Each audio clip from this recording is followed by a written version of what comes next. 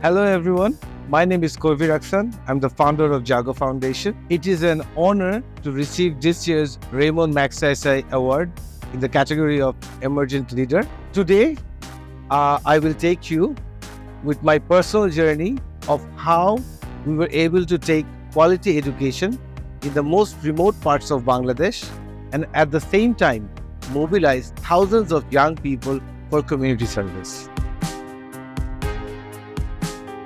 From a very early age, I used to raise fund and giving it to some of the families. I thought that will help them. Even with my honest intention, I actually made them a bit lazy because they knew everyone I will go with money to them. Then I thought, can I do something that is more sustainable? But because I grew in Dhaka, I had very less idea about Bangladesh. So I thought maybe I should travel a bit and learn about the people of Bangladesh. I started traveling in many districts, and in one of the districts, I saw some of the children playing beside a garbage can. I asked them, can I play with you? Because I actually wanted to know about their life. Then they told me that they're not playing, they're actually working. They're collecting piece of iron, plastic, and they sell those things for their living. So I told them, if you play with me, I will give you the money because I wanted to learn about their life. They all agreed and we spent the whole day together. We were painting, we had some good food. While I was coming back, one of these girls, around 7 years old, she held my hand and she said, "Sir, thank you for the whole day. I don't have a place to go. Will you take me with you?" And her second question was, "I don't have a family. Will you be my father?" I was 21 years old at that time. I did not know what to do. I asked myself, if I take her with me, will my family accept it? What will the society say? I had to leave that day with that guilt trip.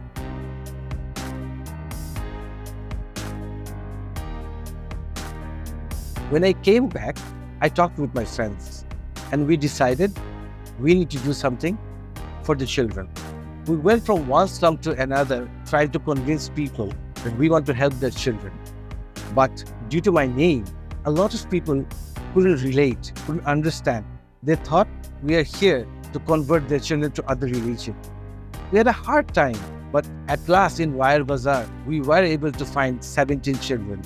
And that's where the story of JAAGO Foundation started. And we decided that we want to teach English to the children because Bangladesh is a country which exports a lot of people abroad. And due to the communication skill, we cannot flourish in other countries where we see other countries' people are doing great. Convincing the parents, going from door to door, giving them rice, we were able to start the school. And interestingly, after a few months, the kids asked us, "Sir, when are we having our promotion?" And that was a very important question for us, which means these children want to go to school. They want a promotion, they want a better life. And that's when we converted JAAGO Foundation to a proper school.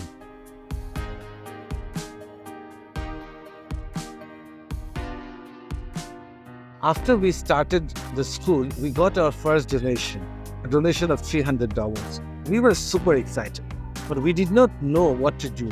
We cannot make a school or a building with that money. So we thought we will buy uniforms for the school children.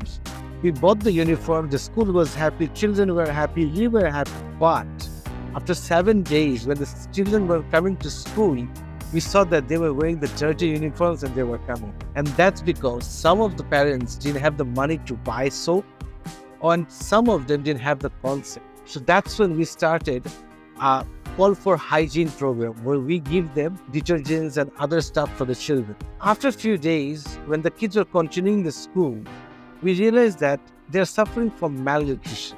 And that's when we started another program to provide them nutritious food. So it was just not about education, not just the school, but we had to take a holistic approach, making sure that we provide other things to the children. By this time, we already have 2 schools in Dhaka. But then we also realize everyone is working in Dhaka. What happens to the 90% of the population that is outside Dhaka? So we went outside Dhaka and we set up a school. It was actually a gift, which means it was even nicer. But after 6 months, we realized that with all our efforts, the students weren't doing same as the schools in Dhaka. And we tried to find out why. After a bit of research, we realized that a school can look very nice, but it is very important to have qualified teachers. We tried to give more money to the teachers to go outside and go to the remote parts and teach the children. But it's not just about money. It's about their future. It's about their children's future. And no one went. That's when we thought, if I can sit in Bangladesh and through ICT using Skype, we can communicate with the whole world. Why can't we take our teachers virtually in those areas? Bangladesh laughed on us. The teachers were like, is that even a solution? But we were young, we were energetic. We thought, we can fail, but there's no harm in trying. And that's when we launched the digital school program. Let me take you to our digital school and show you how we operate our school.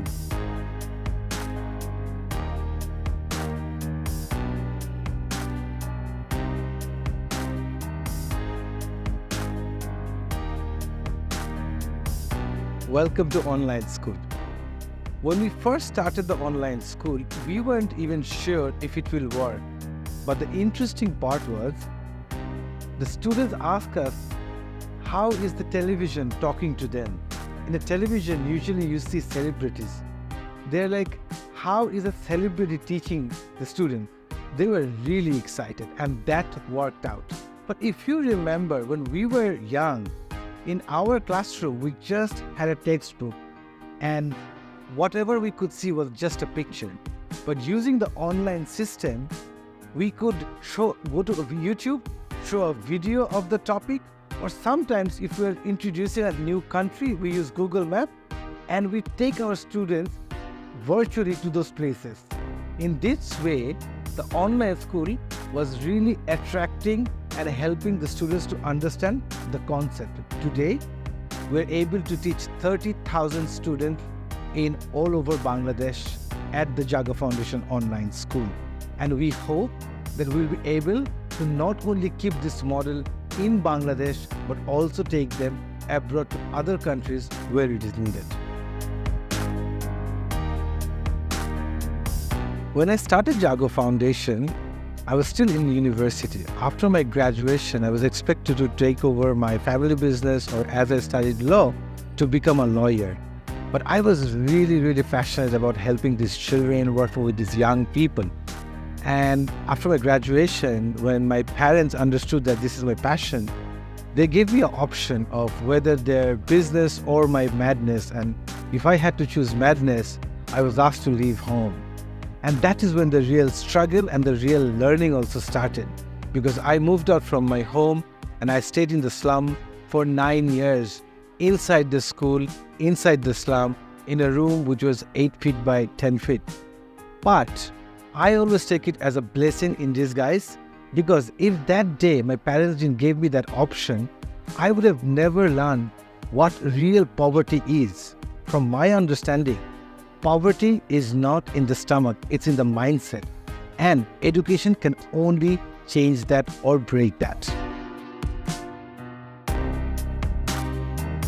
While doing all these things, we realized that there is no day dedicated for children in Bangladesh. But 20th November, United Nations have dedicated this day worldwide. So we thought, can we also celebrate this day in Bangladesh? Usually, when this day was celebrated in Bangladesh, it was done in a 5-star hotel with the press. But our idea was, how can we make a way where everyone can celebrate this day so that people know about children's rights? So we thought, a group of young people, can we go on the street? And in Bangladesh, all these children on the street are begging or selling flowers. Can we give them a day off? So we took them to an amusement park and we replaced them. the rich children or the rich young crowd of Bangladesh. It was quite a surprise in the capital city of Bangladesh, because normally that is not what you see. And every single person was trying to be a part of it, was giving us money when we were giving them flour and talking about children's rights.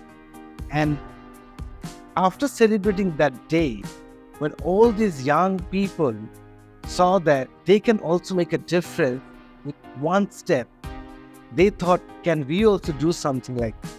They reached out to me saying, Aya, can we also do something? But my dream is about women empowerment. My dream is about climate change. And at that time, from JAAGO, we did not have the capacity to do everything. But I also realized that if me or JAAGO don't take the step, then who will? Because I come from a privileged background, but still I had to face so much problem from my family, community, due to the age and other stuff. So I thought, can we create a platform where young people can come together, like-minded people can plan something, and they can execute. And that is when Volunteer for Bangladesh was born. Only with 40 volunteers in Bangladesh who we work with different goals of SDG, we launched Volunteer for Bangladesh. Interestingly, after a few months, people from other districts, young people from other districts started communicating with us, reaching out to us, and said, can we have a platform like that? Interestingly, today, Volunteer for Bangladesh is in every district in Bangladesh. So what we learned from here is that if we create a platform for young people, they will take it to the next stage. And that is how Volunteer for Bangladesh with the young people are trying to make a difference in the lives of the people of Bangladesh. Year 2020, March, the whole world got shut down. No education, no institution, everyone was at home. And that is when the world got to learn about online education. While everyone thought it is a solution, it was very worrying for us. Because for that, you need a computer, you need a smartphone at home. But the children that we were serving comes from very underprivileged background. And they did not have that. So we came up with the idea where our teachers can actually teach the students through telephone education. Our teachers were calling day and night. And why at night? Because some of the parents, they were working in different places. And that was the only phone that they had, which was with the father. And at night, when he went back, the teacher had to call and teach the child. While we were doing this for our children, because we have a long experience of online education, we started doing live in Facebook so that thousands of children who are staying at home can actually receive some sort of education. At the same time, we work with the government and other institutions, teaching them how they can deliver education using the same technology. And now that we have run the online education for a decade, we want to take it not only in remote parts of Bangladesh, but to the world where many countries face the same problem. Today, JAAGO Foundation have 30,000 children, 50,000 volunteers, 600 plus young people are working here and trying to make a difference. One important thing that I want to mention before I end my lecture. What do you do when you get a gift? Usually we keep them in a safe place, we clean them, we take care of them. This world is the best gift God has given us. And together, we need to take care of it. Thank you.